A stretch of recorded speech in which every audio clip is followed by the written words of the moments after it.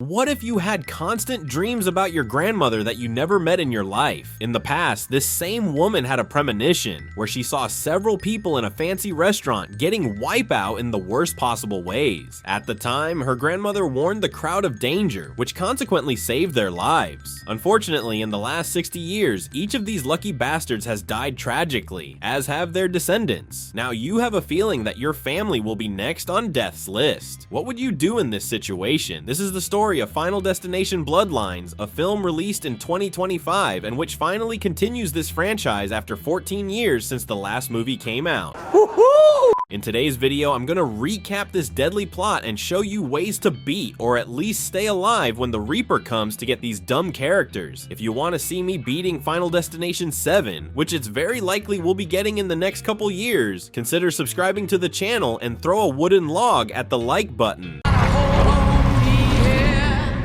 The film begins in the 60s when we meet the couple Iris and Paul going to have dinner on the opening night of Skyview, a restaurant made for the high society where apparently the food is delicious. Paul pulled the strings to get a reservation, which makes Iris overjoyed as she can't wait to tell her friends she had been there. The two get into an elevator, and it is here that Iris begins to have a feeling that something is not right, since the elevator operator, a profession that I don't know why it existed, says that the restaurant was built 5 months ahead of schedule, which doesn't seem a good thing. After all, the elevator door is jamming and the employees did not have adequate training as the maximum capacity of the elevator is 8 people, and this donkey here apparently does not know how to count because there are more people than that.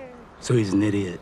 When they arrive at the restaurant, Paul finds out that the reservation was canceled because his contact was an employee there who had been fired a few hours before, which makes Paul and Iris look like two morons. At that moment, I would leave since it makes no sense to stay at the bar getting high while rich people look at you in a mocking way. Anyway, Iris is not feeling very well and goes to the toilet. After vomiting slightly, she is helped by one of the restaurant's singers who just by looking tells Iris that she is pregnant. Iris says she is afraid to tell Paul the news, and he just gives an excuse to buy some cigarettes. Nevertheless, the singer says he will love to know that. This singer can't leave her little son at home and is forced to take him to work. I'm only commenting on this because he's very important to the story, so pay attention. We then see Paul taking Iris to the restaurant's terrace, where the lady is proposed. Iris obviously accepts it and reveals that she is pregnant as Paul is amazed by the good news. At that same time, we meet the devilish boy. I don't know what he's doing in this restaurant since the little devil is there by himself. In addition to stealing coins from the fortune fountain, trying to break the glass floor in the elevator, he also thinks it is a good idea to throw the same coins from the top of the building. When launching the last of them, the coin ends up blocking the fan in charge of draining the air out of the restaurant, which will be terrible if there is a fire there. The main problem here is that the architect hired by this restaurant had probably forged the diploma since he had a crystal chandelier placed right on top of the glass covering the dance floor, which makes no sense. These crystals, as the name suggests, can crystallize when they meet rigid surfaces such as the glass underneath. It means that the density of the crystal tip basically turns into a spear when pushed by gravity. Have you ever seen the experiment where the person opens a coconut with toffee candy molded in the shape of a cone? That's exactly what happens here as one of the crystals falls to the ground and cracks the glass, which makes several people fall in great style. In this case, the construction team should have done a risk mapping and not placed a chandelier like this one positioned in its current location. If they had done it so, it would certainly have saved the lives of several people. One of the unlucky victims is Paul, who holds on to a piece of glass to prevent him from falling. In this case, he could very well have leaned on the steel bar that is less than 10 inches from him, but no, he prefers to cut his hands on the glass and fall from the top. Pretty good. More people end up getting screwed, as is the case of those fools who crowd in the elevator exceeding its maximum capacity, and some more who end up becoming barbecue as a gas leak happens. Remember the devilish boy? He almost manages to escape using the stairs, but the psychopath didn't count on death sending her best piano to end his life. Anyway, everyone goes to the afterlife except Iris and the singer's son, who are clinging to a concrete column. As the girl hadn't hit the gym lately, she can't climb the structure and falls with the boy. Out of nowhere, we realize that this was nothing more than a dream of Stephanie, a college student who can't even afford to take a nap during the most boring classes, because every time she sleeps, Stephanie dreams of the same accident at the restaurant. One night, she vents about what is happening to her roommate and reveals that this cannot be a coincidence, since her grandmother's name is Iris as well. Given this, Stephanie goes to her father's house, as she is determined to find out more about her grandmother. In this place, we meet Marty, the father, and Charlie, her younger brother who is crying like a baby since he is very hurt after Stephanie stopped calling him after she started college. Gonna cry? Stephanie asks her father if he knows what happened to Iris, since the woman is seen as a crazy woman and was cast out by the family. The reason for this is that she spent her life alleging that death was coming to get them. As Marty is not in the mood to talk about it, she talks to Uncle Howard, Iris's son. He tells Stephanie not to go after Iris, since the woman was so crazy that the estate took custody of her children, which also includes Darlene, Stephanie's mother, who abandoned her and Charlie in the past. Who helps Stephanie find out Iris's whereabouts is Howard's wife, who reveals that the crazy woman sent some letters to Howard trying to reconnect with him. With the address in hand, Stephanie hits the road. When she arrives at her destination, Stephanie realizes that it is a highly fortified property in the middle of nowhere, which includes security cameras, an electric gate, and stakes? Why?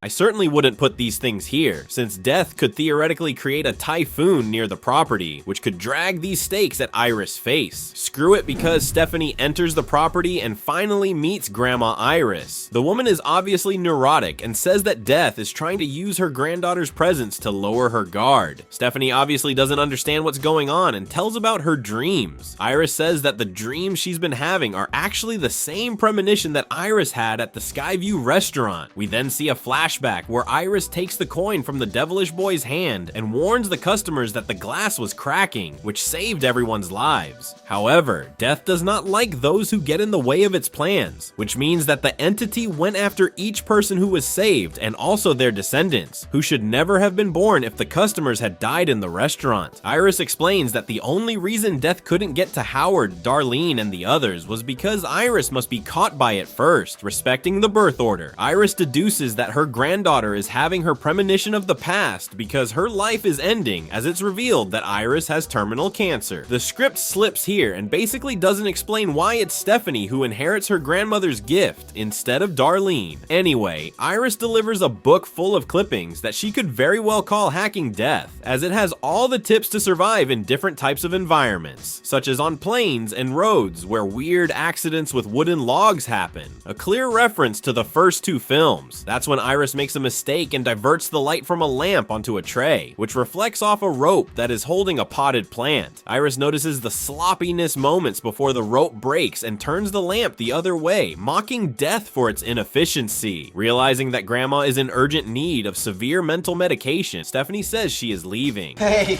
this isn't where I parked my car.